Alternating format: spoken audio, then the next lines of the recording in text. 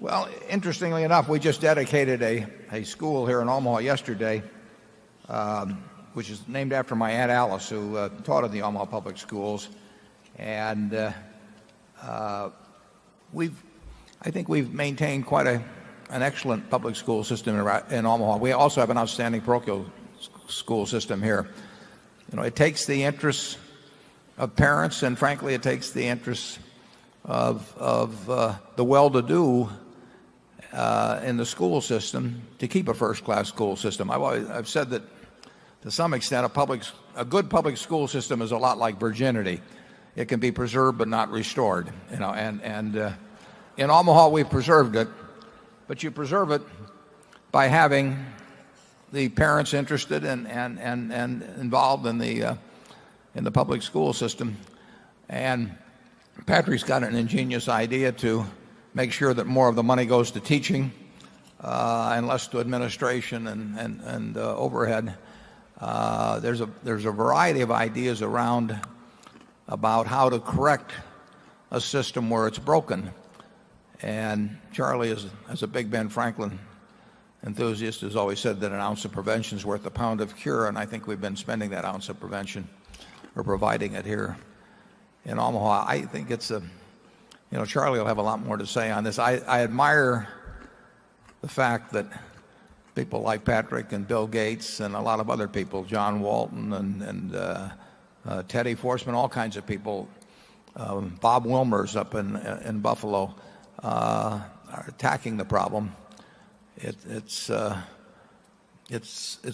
probably the next to the nuclear, chemical, and biological problem. I mean, it's the number one problem of the country is making sure that the educational system is the best in the world. We've got the resources, and we're not providing it. We're not delivering it. So it's very complicated when you operate through thousands and thousands of school districts, and you work with many unions, and you've had, to a great extent, in many areas, the rich opt out of a system and set up a separate system. I am not as concerned about the public golf courses in Omaha as I might be if I played them every day instead of playing at a country club. And if you have a two-tier school system, one for the rich and one for the poor, it's going to be hard to pass bond issues that benefit the people that don't have the money to send their kids to private schools. I'm a big believer in the public school system, though, in terms of equality of opportunity in this country. And Charlie's thought about education. He's actually come close to running a school, cares about it enormously, so I'll turn it over to him. Well, I learned something rather interesting about Omaha Public Schools on my way to this meeting. I stopped to sign some books in a warehouse in South Omaha, and one of the very nice people in the warehouse was married to an 8th grade teacher in the Omaha Public Schools. And we got to talking about No Child Left Behind, and he said his wife, this 8th grade teacher, had a very interesting system. For the numerous children who couldn't read, she records books on tape, speaking slowly in her own voice, and when some children are reading the books, other children are listening to the tapes, and that way the children who listen to the tapes are not left out when they ask questions about what went on in the books. Well, this is No Child Left Behind in a sense, but it's also failure in a sense. And I think it's very hard for a civilization to fix the situation once somebody is in the 8th grade and can't read.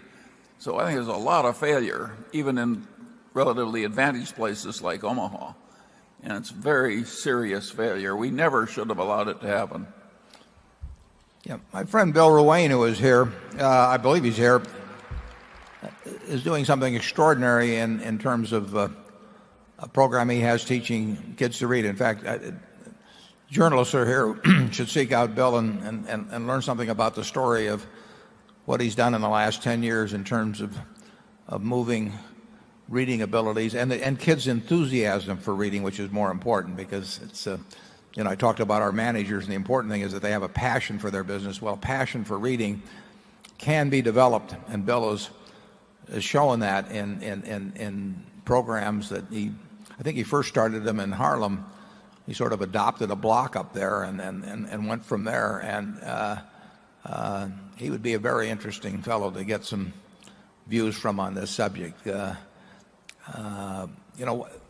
We've had this great success story in this country, and a lot of it is because of people have had something closer to equality of opportunity in the United States than they've had in most parts of the world. And you do not have equality of opportunity when my kids get to go to some school where I can attract outstanding teachers and where they're in the company of other kids that are also motivated and they're getting encouraged at home and all sorts of other things, and somebody else who is born into a less advantageous family really doesn't have a chance. They go into something that's close maybe to an armed camp, and where the teachers are just sort of pushing them through, and there's no stimulus from the other kids except to do things that are counter to the interests of society. And that just isn't a situation that really should be allowed to exist in a country where the GDP is almost $40,000 per capita.